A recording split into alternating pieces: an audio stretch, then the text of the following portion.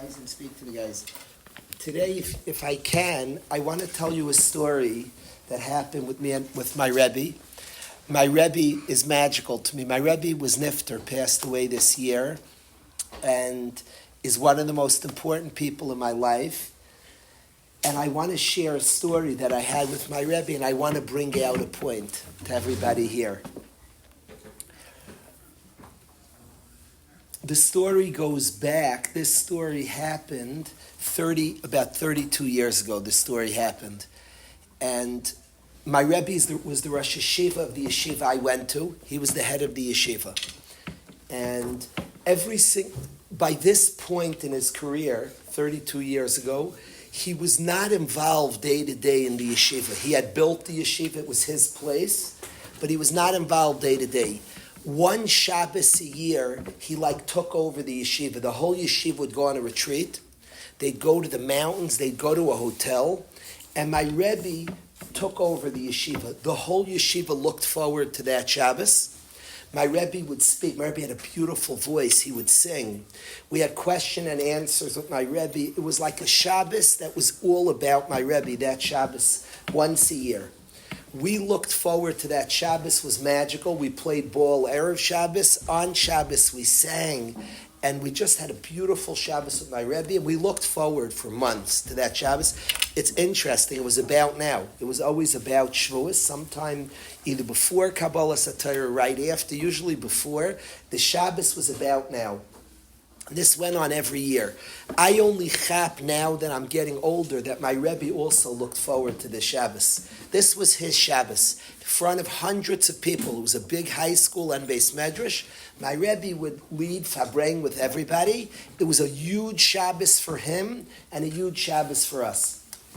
Comes this one particular year, 32 years ago, an Erev Shabbos, a Bacher's appendix burst. He's playing ball, a good athlete. He has a problem in his appendix. He's rushed to the hospital. It got close to Shabbos, and my Rebbe left the entire hundreds of people, and he went to the hospital to be with the Bacher, who was not close to him specifically, and not the type of guy. He was a great kid, was not the type looking to hang with my Rebbe. My Rebbe left hundreds of people and spent Shabbos with the kid.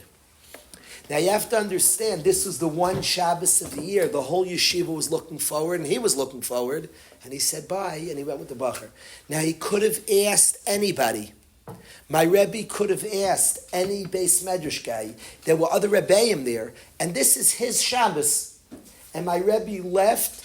I don't think my whole life I will ever forget. It was the greatest Shabbos of my life. I'm going to talk about it. I don't think I'll ever forget, and the main message I want to talk about is what my Rebbe did that Shabbos. He left hundreds of people for a Shabbos. There was no next Shabbos. He had to wait for the next year, and he left the Shabbos for one person to be with him, and he could have asked anybody to go. My friend says to me before Shabbos, he says, Daniel, my parents had a car there. My father was a Rebbe in the yeshiva. He said, let's go be with Rebbe for Shabbos. Let's be with Rebbe for Shabbos. So I asked my parents if I could borrow their car. I took two friends, my friend who had the idea and another friend, and we drove to the hospital to be with my Rebbe for Shabbos. We get to the hospital, and my Rebbe comes. None of us had cell phones. It was before cell phones. And I don't know how he knew we were there. Somehow he comes to the parking lot. We tell him we're there. He comes out and he says, we say, we want to be with you for Shabbos, Rebbe. And my Rebbe says to us three, Zelig, Tzvi, and Daniel, that's so nice. It's very thoughtful. You don't want to leave me alone. But I'm going to ask you a favor. I have a lot of pressure. Here I have a Bacher alone here. Please go back. Please go back to the hotel. Drive back. It's too much pressure, please go back. Rabbi asked me to go back. My friend Tzvi, so let me start the story.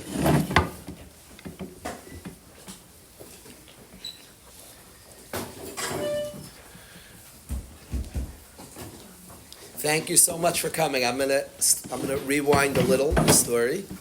It's gonna be worth it. You'll see. What's your name? Henoch. I think it'll be worth it. You'll hear Henoch. Thank you, everybody, for coming. I'm saying over a story, the best Shabbos of my life with my Rebbe. And I'm describing, we had one Shabbos a year that my Rebbe would run the yeshiva, hundreds and hundreds of people, literally 300, 350 guys between the high school-based Medrash, Rebbeim, families, a few hundred people. And this was a Shabbos the entire yeshiva looked forward to, and my Rebbe looked forward to being with us. And it was his Shabbos. He would speak, he would sing, he had a gorgeous voice. My Rebbe would sing, he would speak. We had question and answers with him. It was his Shabbos. One bacher's appendix burst and is rushed to the hospital on Friday.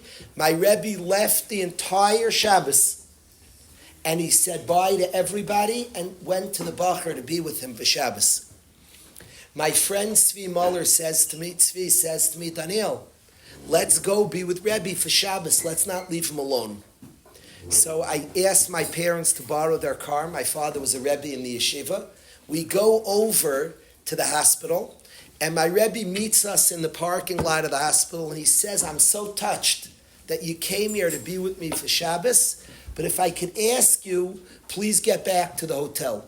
I have a lot of pressure. I'm in the hospital with this bacher. There are decisions to be made. His situation was massively complicated. I lost my appendix. It wasn't a big deal. This was infection. It was a life-threatening situation. He said, please go back to the hotel. My friend Tzvi says to my Rebbe, he says, Rebbe, I'm not leaving you alone. I'm sorry, I'm not leaving you alone. So my Rebbe says, guys, get back to the hospital. In my life, only saw my Rebbe that upset one other time. He was like, strong, please leave. I said to Tzvi, let's go. My Rebbe's upset. He was about 6'5", 6'6", very tall, scary. He's upset. I said, Tzvi, let's go back to the hotel. My friend said, Tzvi, I'm not leaving Rebbe alone. My friend Tzvi is an incredible guy. And he says, I'm not leaving Rebbe alone. I'm just not leaving. Rebbe's alone in the house. I'm not leaving Rebbe alone. My Rebbe's saying, go, go, go. I'm sitting, I'll never forget, I'm by my parents' van, Zelig's in the middle, not sure what to do, and Tzvi is near my Rebbe. I'm not leaving Rebbe for Shabbos. It was an interesting scene, and they're arguing for a while. My Rebbe's saying, go back, and Tzvi feels he can't leave his Rebbe alone. He's like, he couldn't leave Rebbe alone. I couldn't leave on my own. It wouldn't help my Rebbe if I left Tzvi there, and Tzvi's only ride back. There's no Uber 32 years ago, there's no cell phones. By the time they finished arguing, it was too close to Shabbos, we wouldn't have made it back. My Rebbe walks into the hospital, and Zelig, Tzvi, and me follow behind my Rebbe in the hospital. When he got to the hospital, he turns around my Rebbe. He says, good Shabbos, Tzvi, good Shabbos, Zelig, good Shabbos, Daniel. We're with my Rebbe for Shabbos in the hospital. A little into Shabbos, the bacher who was sick, whose appendix burst, he had to be airlifted out of the hospital to a New York hospital. This was far upstate. They didn't have the proper treatment. His situation was serious. And they had to helicopter him to New York for a massive surgery. So now the patient is out of the hospital. It's my Rebbe and us three guys in the hospital. The hospital says to my Rebbe, a lady comes to us. She's the CEO. She literally ran the hospital. She said, you all have to leave. Get out of here. So we said, I'm sorry, it's our Sabbath. There was no place. The hotel was a 15-minute drive. There was no place we could walk. There was nothing. There was no community there. And she says, get out of the hospital. So we say, it's Sabbath. We can't leave. There's no place we can go. We won't disturb anybody. We'll literally stay in the lobby the whole Shabbos. We just can't go anywhere. It's Shabbos. The lady says, it's not my problem. That's yours. Get out of here. And she calls the cops. The cops were amazingly nice. They were really nice. The cops, like, we totally understand you, but she owns it. The best we could do, if you want, we'll arrest you and bring you to the jail. You could spend, their mamish being nice, I kid you not, they said, we'll bring you to jail and you'll spend the day in jail. You just can't be here. You're trespassing. You can't be here. I appreciate your religious fervor, but you can't be here. So we tell the cop, okay, we're leaving. Now, we had no place to go. Literally, we tell the cop, we're leaving, fine. So the cop leaves and we gather our stuff to go nowhere, to stand on the street for Shabbos. We have no place to go. The cop leaves, we gather our stuff, and a doctor calls us over. And the doctor says to us four Yidden, he says that I want to hide you. I have a room in the hospital. Today is not legal, but he had a 36-hour shift. And he said, I have a room between my surgeries. I go to that room to rest. That's my private room. I'll hide you for Shabbos. And he hid us for Shabbos in the room. It was the greatest Shabbos of my life. It was my Rebbe and the three friends. We had an otherworldly Shabbos. We sang together quietly. We were hiding. We didn't come out of the room once, the whole Shabbos. We basically had no food, dolce, but we had beautiful sudas. We sang. We davened together. It was probably the highest Shabbos of my life. For one of them, it was otherworldly. An incredible Shabbos with my Rebbe. In the middle of the night, late at night, we were in the middle of the Einig Shabbos singing and this doctor who hit us walked in. And he said, you're probably wondering, I'm a Gentile. Why am I risking my job? If she catches me, she's a tough lady. She owns this hospital, and everybody's afraid of her here, and the whole hospital heard about you guys, and nobody, they knew she kicked you out. They're all like buzzing about it. If I'm caught that I'm hiding you, I'm fired. So why is a Gentile risking his job? What do I have to gain for four Jews? I want to explain myself, he tells us. So we're like very curious. Yeah, please tell us. He says like this. He says that when I saw, the hospital was tummuling. This kid hurt he needed a surgery, and it was like a tumble in the hospital. And I saw this man, he pointed to my Rebbe, I saw him hug and kiss this student.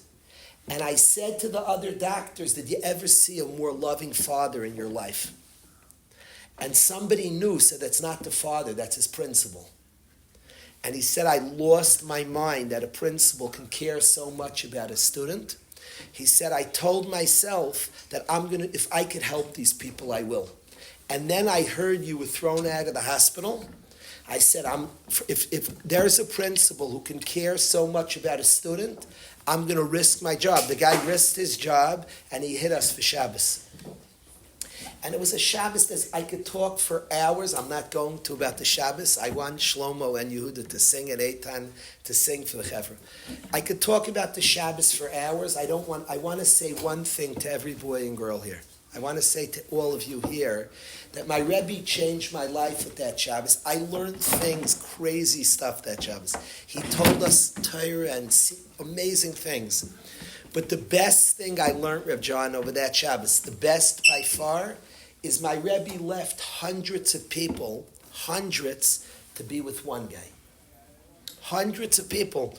And he waited. There was no next Shabbos. This is a once-a-year deal. And he left everybody to be with one guy. And I want to say to everybody here, don't ever overlook the individual, ever. Each yid counts and is important. Sometimes in the masses we forget about the one. We forget about one. I heard a vart from my Rebbe. He was talking about Rachel and Leah were building the most important institution in our people's history, Klal Yisrael. Probably in the world's history, they were building Klal Yisrael. How many times do we run over one individual? You're hurting what I'm building. He said Rachel gave the simanim to Leah. She was affecting Am Yisrael. Crazy, we're building Am Yisrael. Leah's going to feel badly. But my Rebbe said you don't run over one yid to build anything. Every yid counts. Every yid's important. A yid matters. A yid has massive significance. Never, ever, ever overlook one yid. And that Shabbos when my Rebbe left hundreds of people who were craving to be with him. Now you can ask Kashas. There were many people he could have sent. I would have gone in a second to be with the Bachar and let my Rebbe run the Shabbos. He felt that there was one Bachar in a situation that needed him. The Rabbim's only made up of a whole bunch of individuals. And he didn't overlook one person. And he was there for that one person. I want to tell you a quick story that Reb John will appreciate. Reb John Wogan and I came together 25 years ago to Waterbury, Connecticut. When we moved to the city, there was no minyan in the city. During the week, it was only a minyan Shabbos. Rabbi Harris would come, he was a lawyer, would come Shabbos. During the week, there was no minyan. There was a lady, Reb John, I don't even think knows this story. When we moved to the city, there was a lady in the city named Mrs. Noah Miller. Mrs. Noah Miller had been raised in a communist kibbutz in Eretz Yisrael that was looking to get Yid not to serve Hashem, not to be loyal to Hashem. When we moved to the city, she was grappling with her Yiddishkeit. She was a person, she was taken from her parents. The communists, what they did as a kid was not let it be raised in their own home. They were raised communally. And Mrs. Noah Miller was raised in a communal setting, and she was raised to not like Yiddishkeit, to being a Yid, to not like serving Hashem. She grappled with her own Yiddishkeit. She struggled with her own Yiddishkeit. We were 9 Koil guys. Rabbi Sonnenschein, the Chevru, came to town, and Mrs. Noah Miller, who was grappling with her Yiddishkeit. Now, we watched her grow worlds over the years. Mrs. Noah Miller used to eat by Rabbi Sonnenschein all the time. She ate by, my wife and I was zeicher to have her and her husband, Reb Jerry. And she, a matter of her name was Noah. I asked my father to make a Siyam Hashas in Waterbury, if I could make it for him, because I wanted the locals to see a Siyam Hashas. And Mrs. Noah Miller and Reb Jerry came to the Siyam Hashas. And the night before the Siyam Hashas, my father was talking to my mother about Slavchad and his daughters. And my father said, I've never met a Noah. I want to meet a Noah. The next day he came to see Mashas that my wife and I made for him, and he met Mrs. Noah Miller. And he was excited. He spoke publicly. I wanted to meet a Noah. He gave her a lot of covet because he respected Yidden. She would tell me for 25 years, whenever she saw me, that your father waited his whole life to meet me, a Noah. Now, she passed away, Mrs. Noah Miller, before Sukkot this year. Rabbi Sonnenschein officiated. She had joined the Frum Shul. Her and her husband grew worlds. Now, I had been looking for a koil in my community for 2.5 years. After Sukkot, I found a gem of a Yid who has come to Waterbury and has lifted up the whole city. He's a Talmud Chacham, a Tzaddik. He has a beautiful koil that's impacted the whole city. Do you know it's Mrs. Noah Miller's grandson? Mrs. Noah Miller's grandson is now Rosh Koil.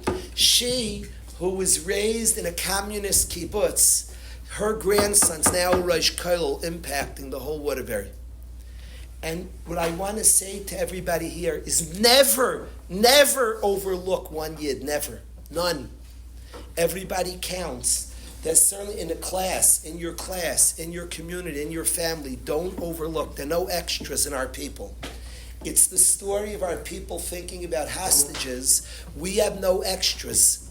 There's no people who cares about the one like we do. We are still saying Tillim in all our shuls and thinking about hostages in Gaza because we're a people with no extras. And I ask you here in Memphis, Tennessee, bring that to your classroom, bring that to your family, bring that to your community. Notice each other. There are no invisibles, there are no extras in our people. My Rebbe taught me that he left massive to be with one. There are no extras. Every individual counts. I'm going to ask, I want Shlomo and Yehuda, 2 friends of mine, Shlomo Gur and Yehuda Krupka, to please come up. Eitan, please come up as well. If I'll do a song for everybody here.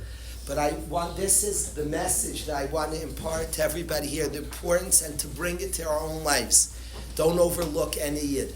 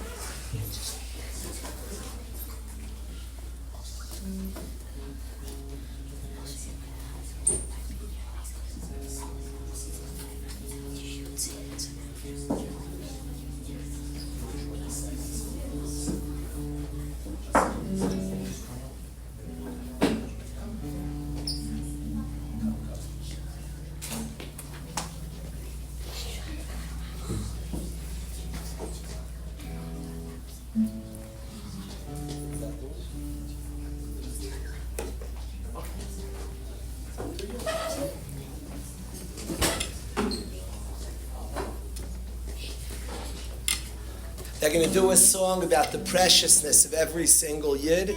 The words are peel off the klipa, remove the shells. Every yid's a neshama. Shlomo, Yehuda, and Eitan. Thank you.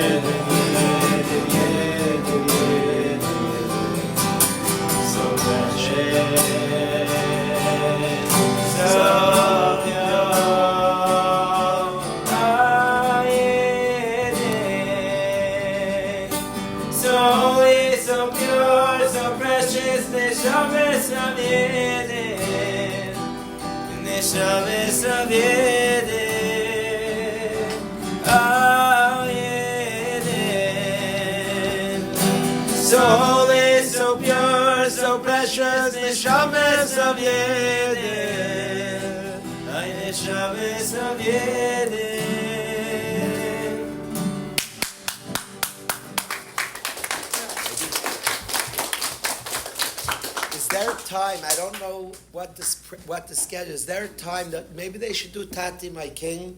Shlomo is the one originally who sang the song. For sure. They know the song? One of my favorite songs. So that's all. I'll get the capo. Sure. Take your time. Take your time.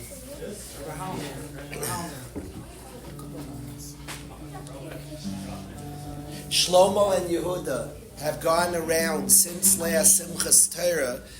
I don't usually leave yeshiva. Until a year and a half ago, I was very parked in yeshiva. I have a family, and I have a yeshiva that I love and I like being there. I felt the calling after Simchas Torah, what our people went through, to go to our people.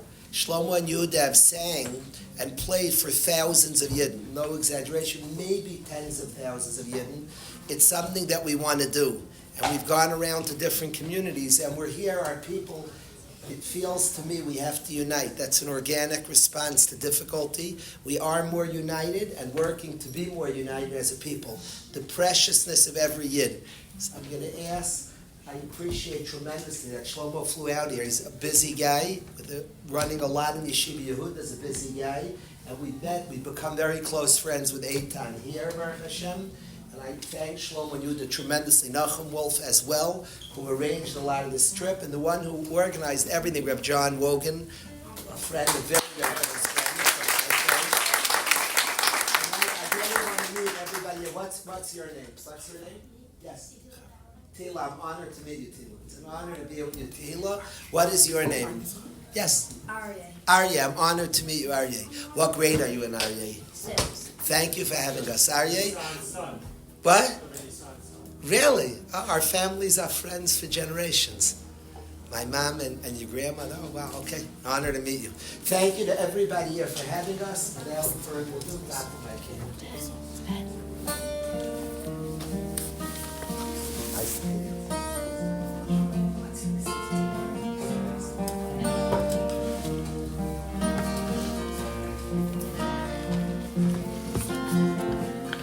I was told to speak to you, Hashem.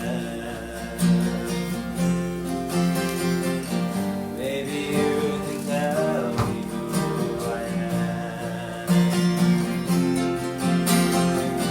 I've been lost too long to know where I belong. In the end, my only hope is that you hold my hand. How am I supposed to see your path? With so many questions I have to ask. Now I'm standing here alone, I'm losing hope. And in the end, my tears are falling in my chest. So God did I King, Father I plead, don't ever let go of me, ever let go of me. God did I King, Father I plead, don't ever let go of me, ever let go of me. I need you to realize that I'm lost in my life. Pick me up, help me stand, don't let go of my hands. I'll see my King. Father, I plead, don't ever let go of me, ever let go of me.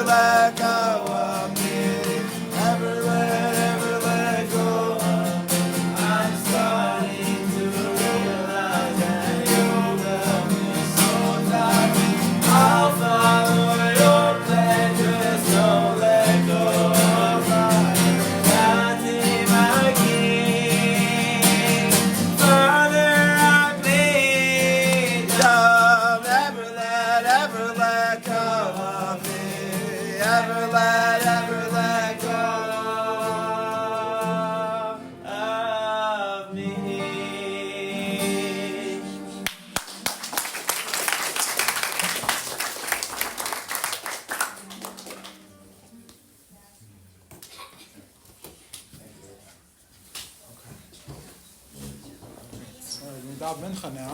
Okay, thank you, really, thank you to everybody for having us and hosting us. Thank you. Daven mincha now if Kalish wants to daven. Yeah, okay. Thank you. Thank you. Thank you. I could have a comment. Yeah, sure.